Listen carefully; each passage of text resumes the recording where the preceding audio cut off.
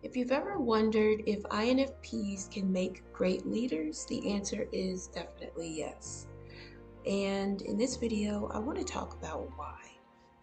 Now, we may, generally speaking, come across as kind of reserved and quiet, and maybe as if the kind of people who would rather be kind than tell someone the truth. That may be the way we seem, but it's not the way we typically actually are. I've had a lot of people after they ask me something about themselves, like, does it seem okay or does it seem okay? And I genuinely believe that it is okay, that it's great, and I tell them that. They look at me and then say something like, are you sure you're not just being nice? And that is so irritating because a lot of INFPs tend to be very honest and very direct. It's just that we are also super creative, and and usually we have like a what do you call it? We're not small-minded. So when people present us with ideas, a lot of times our gut instinct is to like hang on to it and listen to it and believe in it and accept it.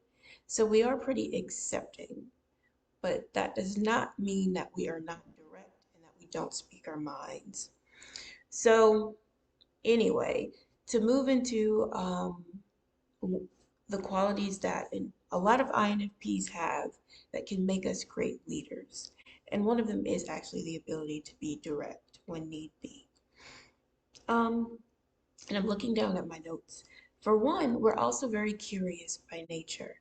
We tend to be curious about other people and why they make the decisions that they make, why they look a certain way, why they dress a certain way.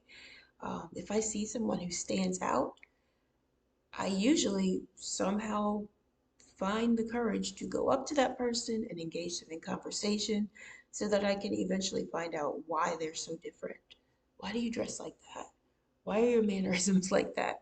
Maybe not asking them directly those questions because that would be really weird, but just curiosity about people motivates us to learn about people and engage with them. And when it comes to being a good leader, that's really important. Um, the best leaders are those who know the people who are supporting them and who are working for them. Some of the worst leaders are those who say, well, the job is more important than the people who are doing the job for me. That's a really bad mindset, and it's a great way to run a company into the ground because good leaders, they know what's going on with the people who work for them.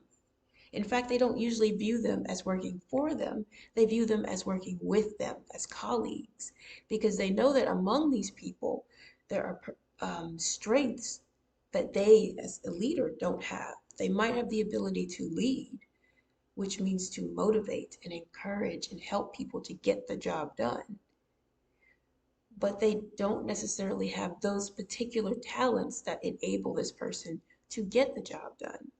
So a good leader knows how to tap into every individual on their team to motivate them.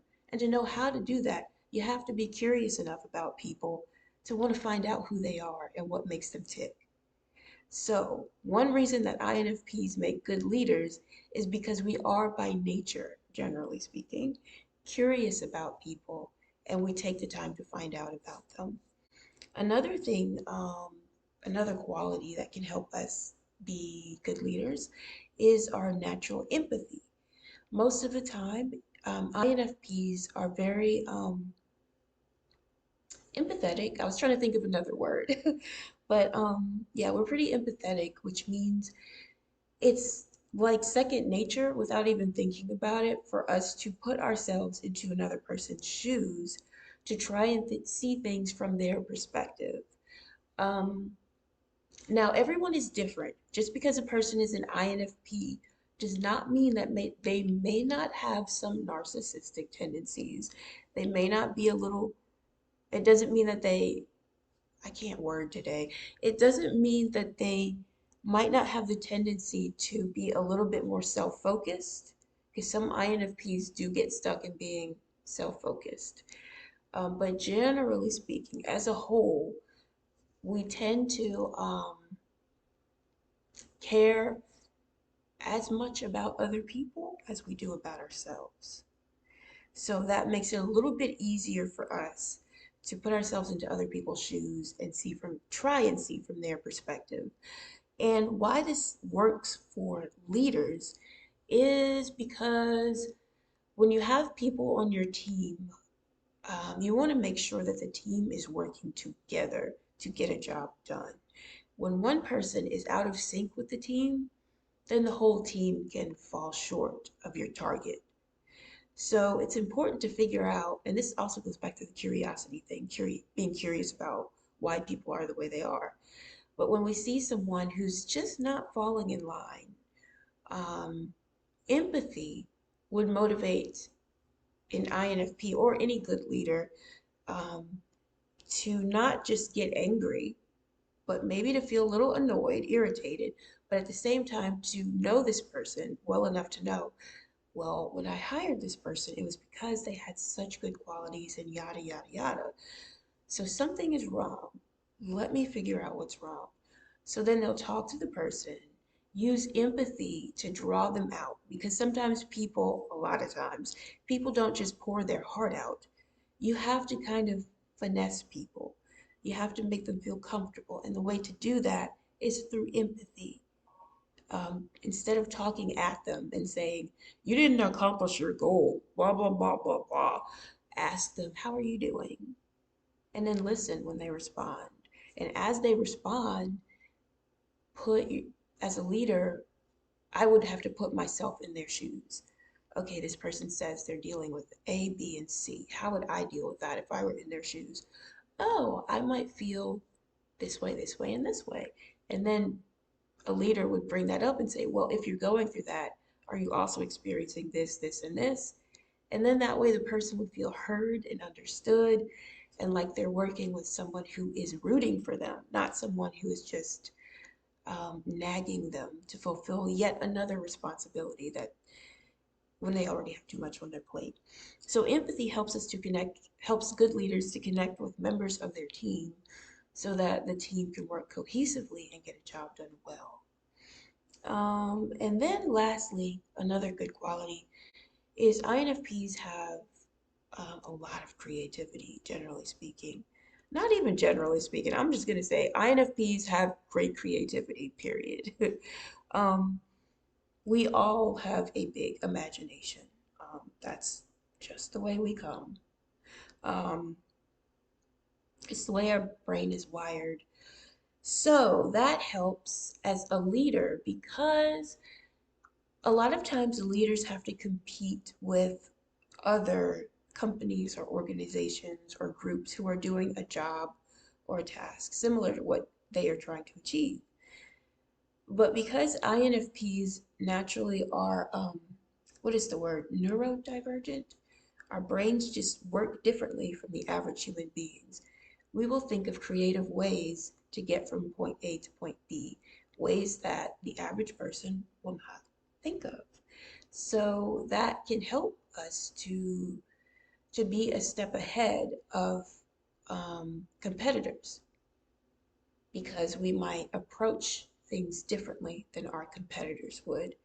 Um, yeah, we would approach tasks and um, approach even things like team building exercises and other um, aspects of leadership that are important with a different mindset. And we might get a job done quicker, more quickly than um, someone else who's headed in the same direction. So sometimes it can imagination is a good thing. It can be a double-edged sword. Like sometimes it can make us have more anxiety because we're constantly thinking of all the things that could go wrong. Because imaginations tend to do that also.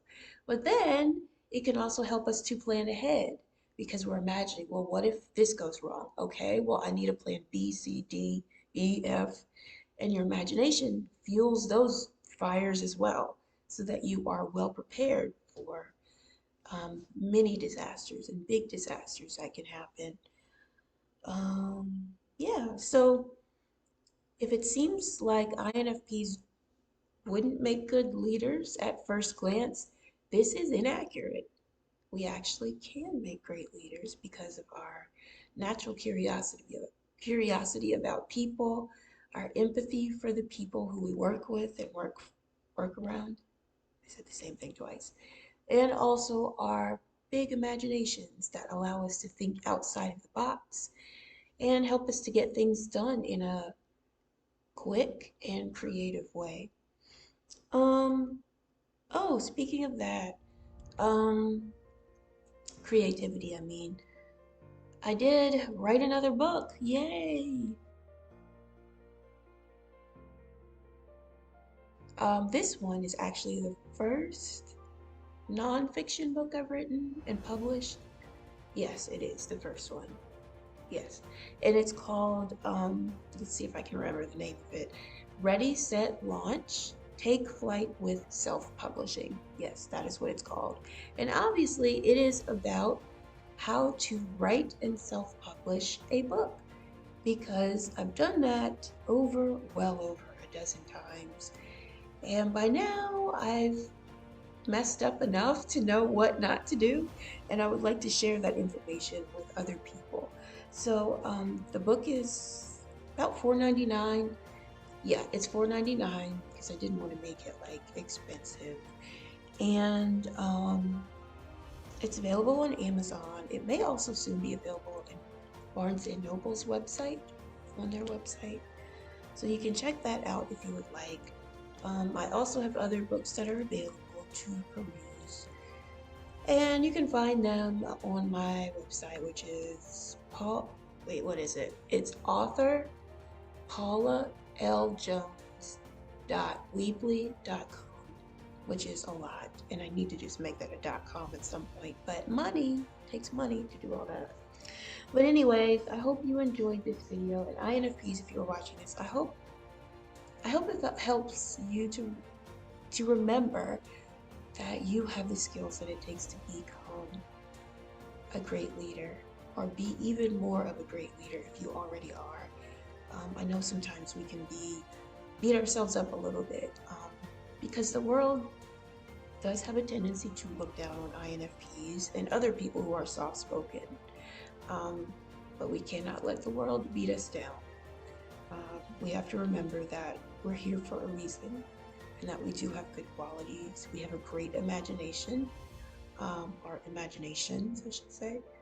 And we should leverage those things to continue to motivate the people around us and bring some joy into this strange world that we live in. All right, well, that's all for now. I hope you have a great day. Bye.